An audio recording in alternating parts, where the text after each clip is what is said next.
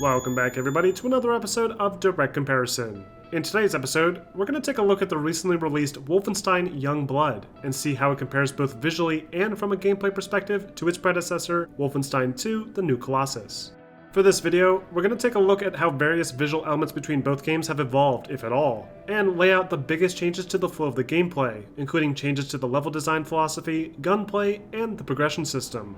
Bear in mind that both games are being played on the PC, with the graphical settings pushed as high as possible at a 1440p native resolution. However, for the sake of image clarity, the motion blur settings will be disabled. Alright, so let's kick this off by first going over some of the visual elements, starting with the weapon models shared between both games. At first glance, it appears that Youngblood takes the exact same weapon models that were used in Wolfenstein II, but upon closer examination, it does seem that Machine Games had to scale back the texture quality and details a tiny bit. Things like this Nazi insignia or the serial code no longer appear in the new game, and the details that are still present appear blurrier and less defined. To balance this out though, Youngblood features much more impressive environments to explore, with significantly more detail, more color variety, and a much greater scale. In Wolfenstein II, the levels are designed to be more linear, with a few optional paths along the way. This works fine for the main story, but replaying these levels to hunt down the Uber commanders isn't nearly as interesting. Wolfenstein Youngblood, however, is designed almost completely around open-ended environments. The streets of Paris are divided into districts that house several large apartment complexes and enemy street checkpoints. After completing open-world missions, the game does shift to a more linear stance with the Brother Towers, but these are only a small percent of the full experience. Another important distinction here is the type of environments. Wolfenstein II takes place in an alternate 1960s America, where the Nazis have invaded and reduced several cities to rubble, including New York, New Orleans, and Roswell. Youngblood, on the other hand, takes place in 1980s Nazi-occupied Paris, with most of the structures still intact, and the city in general appears well maintained. This provides a much different tone that feels more in line with Dishonored or BioShock Infinite, whereas Wolfenstein 2 feels more like the most recent Doom title. Now, because of these drastically different environments, it's difficult to judge whether the environmental textures have been degraded. However, I will say that various patches of grass in Youngblood now feature 2D grass sprites to help add more depth, while the texture itself seems slightly lower res. Next, let's look at the lighting effects in both games. Now, I haven't mentioned it up to this point, but both games are running on the same id Tech 6 engine, which allows for some truly impressive visual effects, including but not limited to volumetric lighting. It's easy to observe this lighting in action in practically every scene in both games, and it doesn't appear to be handled any differently. Light sources still cast God ray effects when the sun is obscured by objects, but the player model and their weapons don't seem to have the same effect. Shadows, unfortunately, do seem to have been reduced in quality a bit. When observing the shadows cast by the player, Wolfenstein 2 seems to hold a pretty stable image, with soft edges and little visual noise. Youngblood, on the other hand, has a bit more edge shimmer when viewed up close. Thankfully, this doesn't seem to be the case with shadows cast by the environment, and in fact, some of these are more impressive, with trees now properly moving in the wind and properly projecting moving shadows. Now, let's take a brief look at some effects. One of the biggest improvements here comes from the way fire effects are handled. In Youngblood, the fire that emits from environmental objects like barrels and rubble appears mostly the same, but the light now appears brighter, with some noticeable bloom and more obvious reflective properties. The same is true for the explosions in the game, which have had the initial fireball altered to be more realistic, with shrapnel, dirt, and smoke blooming outwards and significantly more particles flying through the air.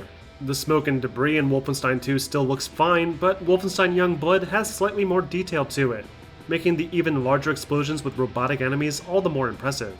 The water simulation appears to be mostly the same, though this one is a bit more challenging to judge, as the environments of Youngblood don't seem to feature very many large bodies of water.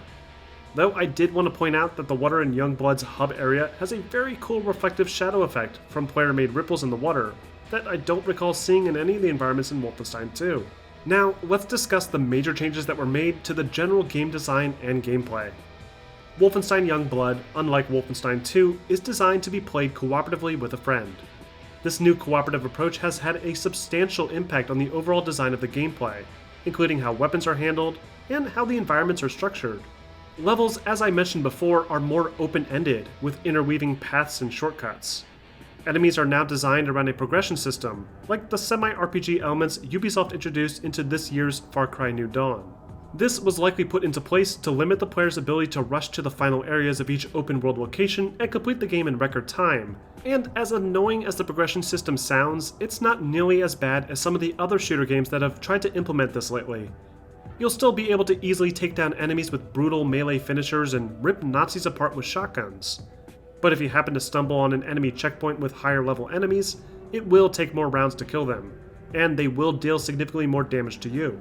Also, unlike Wolfenstein II, Youngblood introduces an odd weapon efficiency system, where certain weapon types deal more damage depending on the enemy type, shown using small white blocks in the health bar. This seems a bit unnecessary, and makes the gunplay a bit tedious, but once you get the hang of it, it does introduce some nice variety and challenge that wasn't in Wolfenstein II. Another important change is to the player's maneuverability.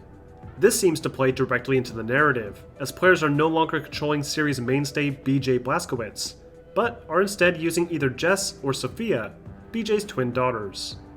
These two are much younger and more nimble than BJ, and this is reflected directly into the gameplay. Since these two aren't as strong as their father, they cannot dual-wield large firearms like the assault rifles or shotguns, but they can still dual-wield some of the smaller weapons like pistols and the new machine pistols.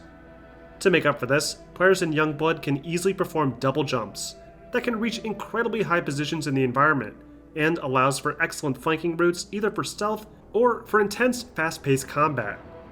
This, along with the increased speed, makes the two girls feel far more nimble and efficient as opposed to BJ's slower and more powerful style. The progression system has also seen some pretty drastic changes. First, weapons now feature far more upgrades than ever before, with players now being able to choose between multiple attachment variants to match their playstyle, like different magazines or different barrels. In Wolfenstein II, attachments could be unlocked after uncovering weapon upgrade pieces in the environment. This is handled very differently in Youngblood, as weapon upgrade tokens are awarded based on XP now, and some weapon attachments require more than one token to unlock. This change is also reflected in how character upgrades are handled. In Wolfenstein II, character upgrades, or perks, were tied to in-game challenges, like killing a certain number of Nazis with a certain weapon. Wolfenstein Youngblood, however, incorporates a more traditional progression system based on currency found in the environment. Players can manually unlock improvements to their health, armor, and even more powerful abilities like a stealth camo, all of which will be fundamental in defeating some of the more challenging groups of enemies. Finally, let's wrap up with a short sound comparison using the same weapons in both games. Which game do you think has the better overall sound design?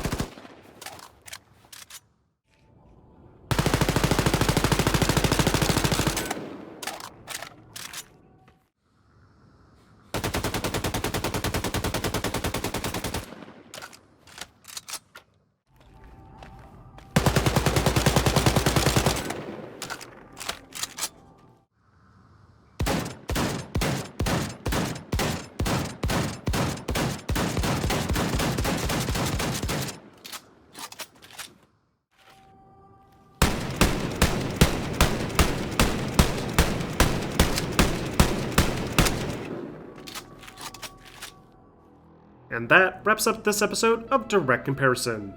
Overall, Wolfenstein Youngblood seems to sacrifice a few less noticeable visual elements like weapon texture quality and shadows in order to handle the far larger and more complex environments. The gameplay also handles very differently from Wolfenstein II, with a much more RPG-focused design and more open-ended approaches to encounters.